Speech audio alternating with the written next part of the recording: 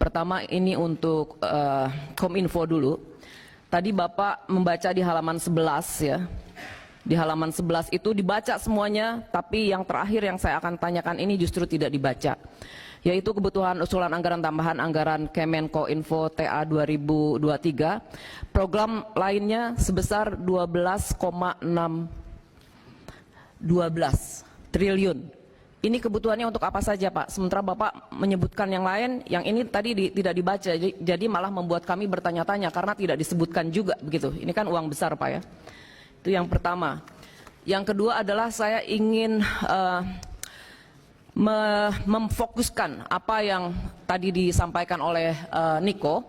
Jadi ada 3 kasus ini menurut saya mega kasus ini Pak. Sampai kita kebobolan di bocor 1,3 miliar data kartu SIM bocor di forum online British Forum dari akun bernama Bjorka.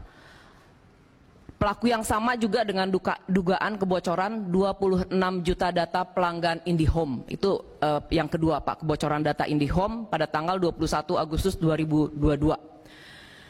Kemudian yang terakhir adalah sebanyak 17 juta pelanggan PLN diperjualbelikan di situs online.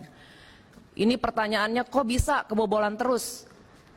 Tidak mungkin kalau tidak ada orang dalam ini Pak. Seharusnya saya tidak tahu orang dalamnya apa yang terkait dengan ya di sini ada ada penyelenggara sistem elektronik lah, seperti SIM-nya bocor ini sebetulnya kan kita bisa identifikasi dari mana. Ini memalukan Pak kalau menurut saya Pak. Masa Kominfo sebulan 3 kali kebocoran dengan data yang besar-besar angkanya begitu. Dan kemudian juga berkaitan dengan insiden kebocoran SIM card ini, sampai saat ini kelihatannya belum diputuskan sistem elektronik mana yang terdampak. Nah, kami ingin tahu Pak. Kami kemarin ke BSSN, kebetulan juga ada tugas ke sana, Kunker. Nah, BSSN ini telah melakukan koordinasi dengan SSIRT, Kementerian Kominfo, untuk melakukan investigasi awal terkait dengan struktur data pada insiden kebocoran data SIM card, di mana hasil analisis bahwa hanya sebagian field data yang sesuai dengan data provider yang tersimpan pada Kementerian Kominfo. Nah, saya minta penjelasan. Kalau Bapak geleng-geleng, saya minta penjelasan, Pak. Nah, kemudian ini yang berikutnya juga rasa-rasanya Pak, rendahnya tingkat kepatuhan penyelenggaraan sistem elektronik atau PSE ini dalam menindaklanjuti notifikasi, deteksi, dan insiden siber menjadi salah satu penyebab terjadinya berbagai insiden cyber di Indonesia. Sekali lagi saya mempertanyakan fungsi Kominfo. Harusnya Kominfo bisa take down saja tuh yang nakal-nakal begitu Pak. Kalau Bapak geleng-geleng kepala lagi tolong jelaskan Pak, karena kami tidak mengerti. Saya ingin penjelasan yang clear begitu. Kemudian ini KPI. Saya ngomonginnya yang kecil-kecil aja, tapi saya memang terusik saja begitu ya. Ini di halaman tidak ada halamannya. Kemudian disebut program kegiatan dan pagu anggaran.